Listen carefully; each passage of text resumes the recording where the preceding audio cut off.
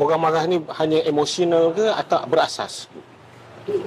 Saya merasakan bahawa berasas untuk orang marah, berasas untuk orang mempersoal, dan paling penting sekali, berasas kerana apa? Kerana kita lihat macam ada strategic movement negara China ni di Malaysia. Porosity, isu kerakyatan, isu di Pulau Pinang hari tu, kapal, Navy, isu di Teluk Intan, Laut Cina Selatan.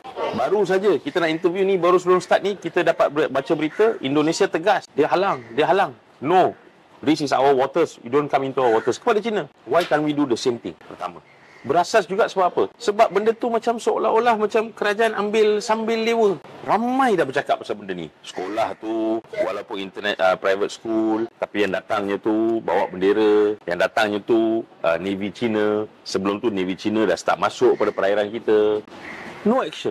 Bila berlaku di Teluk Intan, apa yang berlaku di Teluk Intan sebenarnya menarik. Why?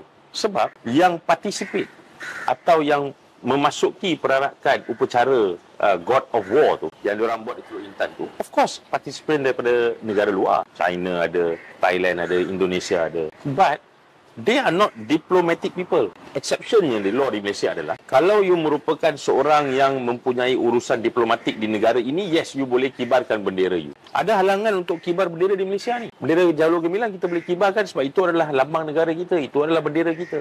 Tapi bendera luar perlu ada exception. Dalam tu ada undang-undang.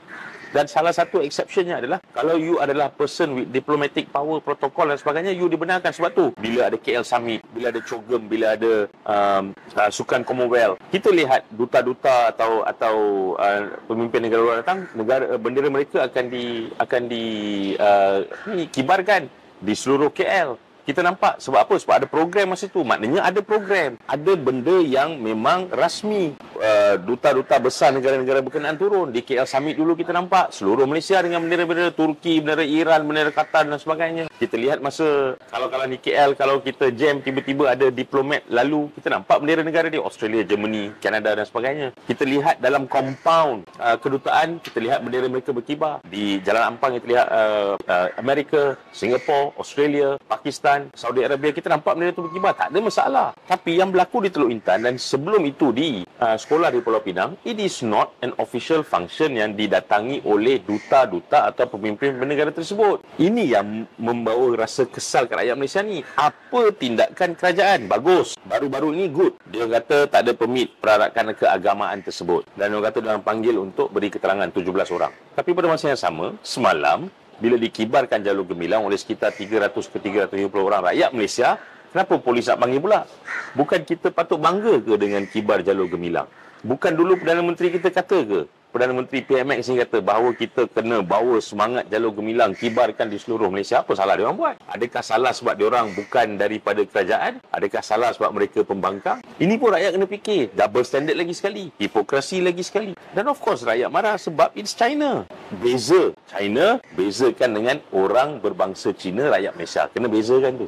It's not that bila kita ban dia orang bawa bendera Cina, kita nak bang semua rakan-rakan kita, kawan-kawan kita yang berbangsa Cina, beragama Tionghoa duduk Malaysia. Itu tak ada masalah. Silap-silap pergi tanya dia orang. Dia orang pun tak suka orang kibarkan bendera Cina ni. Mereka lebih rela untuk kibarkan Jalur Gemilang. Tengok tu berada bangsa Cina, penyokong badminton Malaysia yang sanggup pergi ke Paris guna duit sendiri, dia kibar Jalur Gemilang. Dia bukannya kibar bendera Cina. So, sepatutnya naratif yang rakyat Malaysia percaya, kalau you berbangsa India ke, you berbangsa Melayu ke, you berbangsa Cina ke, atau lain-lain bangsa ke, you sepatutnya sama-sama marah ni dengan apa yang berlaku dekat Teluk Intan. Dan jangan jadikan benda ni isu politik lah. Isu ni adalah isu negara. You patut bangga dengan negara you, you patut bangga dengan tanah lahir you patut bangga dengan bendera you, dengan lambang you, dengan logo you. So dia kata apa bezanya? Bezanya adalah kita kibarkan Jalur Gemilang di UK tu masa kemerdekaan, masa hari raya. Bezanya adalah, contoh, satu lagi beza. Bendera Cina korang bising, bendera Palestin korang kibar, okey je. Bezakan keadaan, bezakan situasi.